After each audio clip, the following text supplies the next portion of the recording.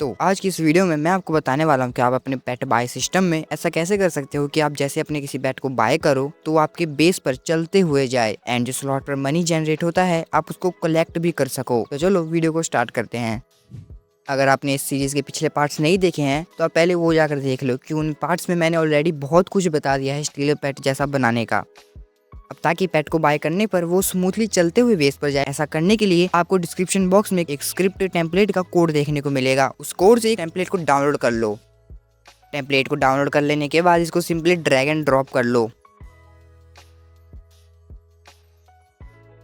अब हमने जो पिछले पार्ट्स में बाय स्क्रिप्ट की थी उसके अंदर चलते हैं।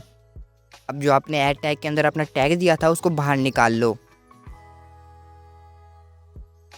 और यहाँ से ऐड टैग वाले ब्लॉक को डिलीट कर दो और सेट प्रॉपर्टी ब्लॉक को भी डिलीट कर दो। अब जो हमने स्क्रिप्ट ड्रैग एंड ड्रॉप करी थी उसका एक फंक्शन क्रिएट हुआ होगा। अब सिंपली फंक्शन सेक्शन में आकर इस फंक्शन को ऐड कर लो स्क्रिप्ट के अंदर। यहाँ फंक्शन में पहले अपना पेट दो, फिर मूविंग स्पीड में स्पीड को लिख लो, मैं 2 स्पीड दे रहा हूँ। फिर यहाँ पोजीशन लिस्ट को खाली छोड़ दो क्योंकि इसका मैं आगे बताऊंगा कि इसमें आपको क्या करना है। फिर यहाँ पेट टैग के अंदर वो टैग दे दो जो आपने अभी ऐड टैग वाले ब्लॉक से निकाला था एंड यहाँ स्लॉट को दे दो एंड जो लास्ट एम्प्टी वैल्यू है उसमें एक फॉल्स ब्लॉक ऐड कर दो। अब आपको इसको ट्रू तभी करना है अगर आपके मैप में पेट्स की रोटेशन अगर बिगड़ रही होगी। अब फंक्शन ब्लॉक के ऊपर एक टेम्परेरी वेरिएबल ऐड करो। इसका नेम आप कुछ भी रख सकते हो।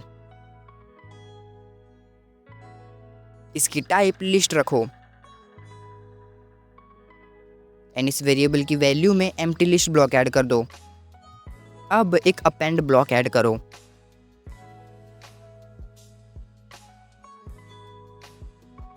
टारगेट लिस्ट के अंदर हमारे वेरिएबल को रखो। अब जो नीचे आपको गेट पेरेंट ब्लॉक दिख रहा है उसको डुप्लीकेट करो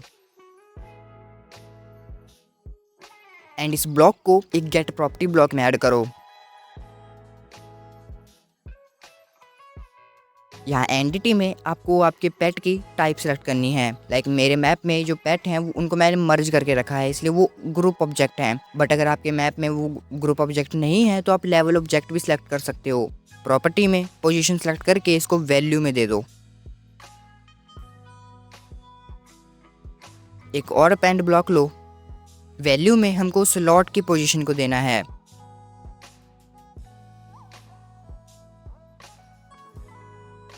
यहाँ एंटिटी में अपने स्लॉट की टाइप सेलेक्ट कर लो। अगर आपको नहीं पता है तो आप सिंपली लेवल ऑब्जेक्ट भी सिलेक्ट कर सकते हो। अब जो हमने हमारे फंक्शन ब्लॉक के अंदर एम्प्टी वैल्यू छोड़ी थी वहां पर अपने वेरिएबल को दे दो। अब अपेंड ब्लॉक्स के नीचे एक सेट प्रॉपर्टी ब्लॉक ऐड करो। इसके अंदर वही सेम गेट पेरेंट ब्लॉक आएगा और एंटिटी में भी वही सेम एंटिटी आएगी जो आपने ऊपर सेलेक्ट की थी। फिर प्रॉपर्टी में पोजीशन सेलेक्ट करके वैल्यू में वेक्टर वाला ब्लॉक ऐड कर लो।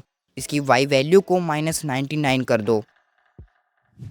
इतना करते ही अब जैसे आप अपने पेट को बाय करोगे तो वो जहाँ से आपने बाय किया है वहाँ से चलते हुए आपके बेस पर जाएगा। तो चलो अब मैं आपको ये बता देता हूँ कि जो भी स्लॉट पर कैश जनरेट हो रहा है उसको आप कलेक्टेबल कैसे बना सकते हो। रुको रुको रुको रुको, ये बताने से पहले मैं कुछ बोलना चाहता हूँ। आई नो कि स्क्रिप्ट करते करते फिर गेम खेलने का मन हो जाता है और जब गेम खेलने जाओ तो अनस्टेबल नेटवर्क और अनस्टेबल FPS के कारण पूरा मूड खराब हो जाता है। तो टेंशन मत लो, नो पिंग है ना। नो पिंग आपके गेमिंग एक्सपीरियंस को इंक्रीज करता है। सिंपली नो पिंग को अपने डिवाइस पर इंस्टॉल करो, अपनी फेवरेट गेम को सिलेक्ट करो और बेस्ट सर्वर पिक करो और बस ऑप्टिमाइज कर लो। मैंने पहले नो पिंग के ऑप्टिमाइजर के बिना गेम खेल कर देखा तो उस टाइम मेरा पिंग थोड़ा अनस्टेबल था, बट जैसे ही मैंने नो पिंग का ऑप्टिमाइजर यूज किया तो मेरा पिंग स्टेबल हो गया और मुझे थोड़ी सी स्मूथनेस भी फील हुई। अब अगर आप फ्री फायर के एक ओल्ड प्लेयर हो तो आपको ये तो पता ही होगा कि फ्री फायर में VPN यूज करने से ID बैन होने का भी रिस्क रहता है। बट जरूरी भी नहीं है कि आप इसको सिर्फ फ्री फायर पर ही यूज करो क्योंकि नो पिंग पर आपको 3000 से भी ज्यादा गेम्स देखने को मिल जाएगी जिनको आप ऑप्टिमाइज कर सकते हो। जैसे कि मैं माइनक्राफ्ट भी खेलता हूँ तो पहले मैंने विदाउट नो पिंग ट्राई किया तो मुझे माइनक्राफ्ट के सर्वर्स पे नेटवर्क स्ट्रेंथ मुझे 4 दिख रही थी। जैसे ही मैंने नो पिंग का यूज किया तो मेरी नेटवर्क स्ट्रेंथ 5 हो गई। इसका मतलब मुझे सर्वर पर खेलते टाइम कोई नेटवर्क लैग नहीं देखने को मिलेगा और आपको नो पिंग विंडोज के अलावा iOS एंड एंड्रॉइड पर भी देखने को मिल जाएगा। तो देर किस बात की है, डिस्क्रिप्शन बॉक्स में मेरे दिए गए लिंक से अभी नो पिंग को डाउनलोड करो। अब आपको अगर अपना स्लॉट मनी कलेक्टेबल बनाना है तो उसके लिए क्या करो कि हर स्लॉट पर एक ट्रिगर को प्लेस करो। ट्रिगर प्लेस करते टाइम ये भी ध्यान रखना है कि जो भी स्लॉट के सामने टेक्स्ट प्लेस है उसका नेम आपको स्लॉट मनी रखना है। मैंने अभी ट्रिगर सिर्फ स्लॉट 1 पर ही प्लेस किया है क्योंकि हमें अभी ट्रिगर के अंदर कुछ स्क्रिप्ट करनी है। अब इस ट्रिगर की स्क्रिप्ट एडिटर को ओपन करो।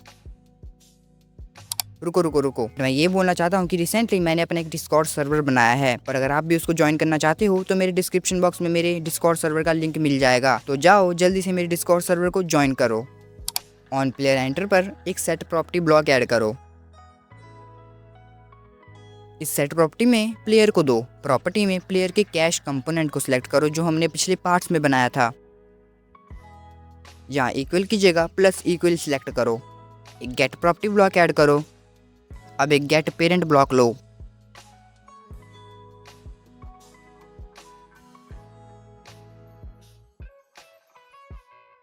गेट पेरेंट में दिस एंटिटी रखो।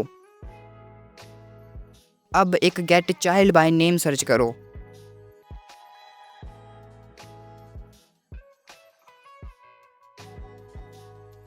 चाइल्ड वाले ब्लॉक में गेट पेरेंट ब्लॉक ऐड करो।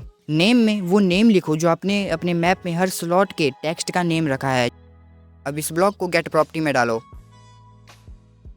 यहाँ एंटिटी में टेक्स्ट एंटिटी सेलेक्ट करो। यहाँ प्रॉपर्टी में मनी काउंट वाला कंपोनेंट सेलेक्ट करो जो हमने पिछले पार्ट्स में क्रिएट किया था टेक्स्ट एंटिटी के लिए।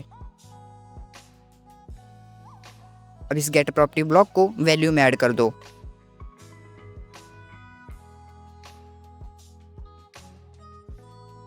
एक और सेट प्रॉपर्टी ब्लॉक ऐड करो।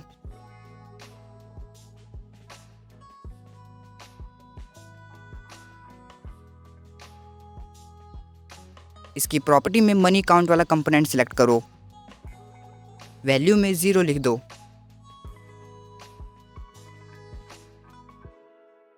सेट प्रॉपर्टी ब्लॉक को डुप्लीकेट करो। यहाँ मनी काउंट की जगह कंटेंट सिलेक्ट करो और वैल्यू में टेक्स्ट वाला 0 लिख दो।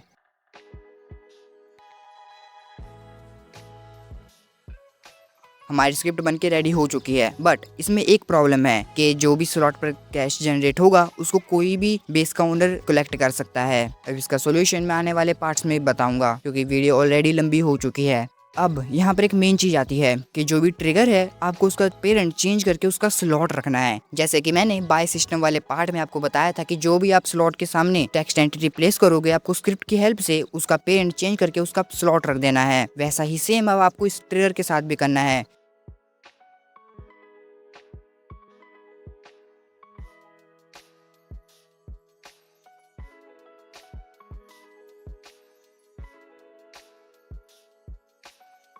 अब ताकि एक एचओडी में प्लेयर का कैश हम दिखा भी पाएँ तो उसको करने के लिए सिंपली एक एचओडी क्रिएट कर लो। इसके स्क्रिप्ट एडिटर को ओपन करो। यहाँ वही सेम चीज़ें कर लेना जो मैं कर रहा हूँ।